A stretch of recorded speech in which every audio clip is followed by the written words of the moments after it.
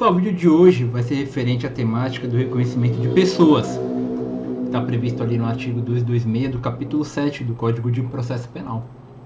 Então a gente sabe, né, que esse tema aí vem gerando muito debate, muita reflexão ali sobretudo, né, nas cortes superiores, principalmente ali no STJ, que é o órgão de cúpula responsável ali, né, por estar dando a interpretação da legislação federal infraconstitucional.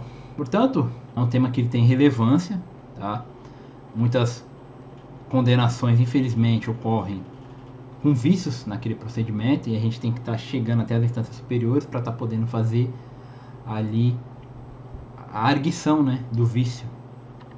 Então, pessoal, caminhando, né, nesse sentido, o STJ ali no habeas corpus, número ele é de relatoria do ministro Rogério Schetti Cruz, tá? O habeas corpus número 598886 de Santa Catarina, ele vem lastreando, né, as últimas decisões do STJ, dando contornos, evoluindo. E eu quero citar aqui a conclusão, por exemplo, de número 1 do referido julgado, que consta assim: o reconhecimento de pessoa, presencialmente ou por fotografia, realizada na fase de inquérito policial, apenas é apto para identificar o réu e fixar a autoria delitiva, quando observadas as formalidades previstas no artigo 226 do Código de Processo Penal e quando corroborado por outras provas colhidas na fase judicial sobre o crivo do contraditório e da ampla defesa. Ainda, agora já na conclusão 3, o ministro concluiu assim: em verdade, a inobservância de tal procedimento enseja a nulidade da prova e, portanto, não pode servir de lastro para a sua condenação, ainda que confirmada em juízo, o ato realizado na fase inquisitorial. E mesmo que outras provas, por si mesmas, conduzam o magistrado a convencer-se acerca da autoria delitiva.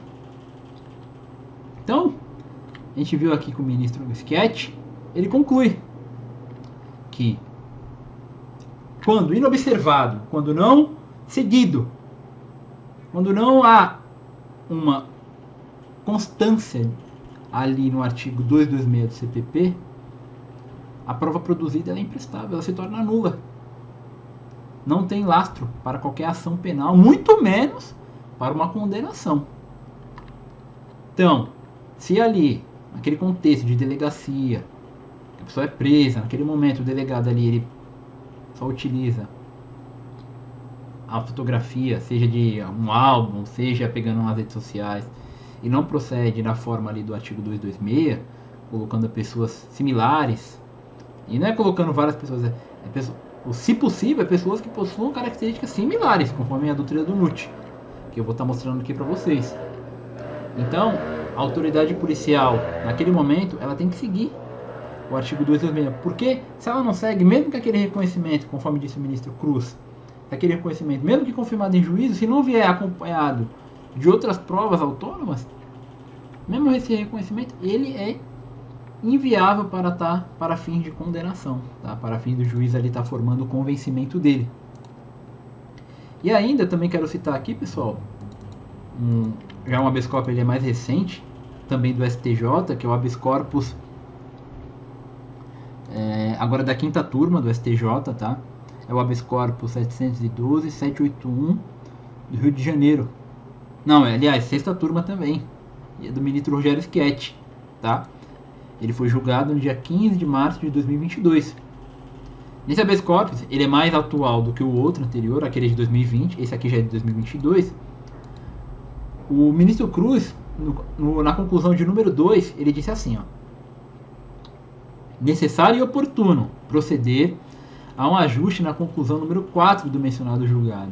Não se deve considerar propriamente o reconhecimento fotográfico como etapa antecedente a eventual reconhecimento pessoal, mas como uma possibilidade de, entre outras diligências investigatórias, apurar a autoria delitiva. Não é necessariamente a prova inicialmente a ser buscada, mas se for produzida, deve vir amparada em outros elementos de convicção para habilitar o exercício da ação penal.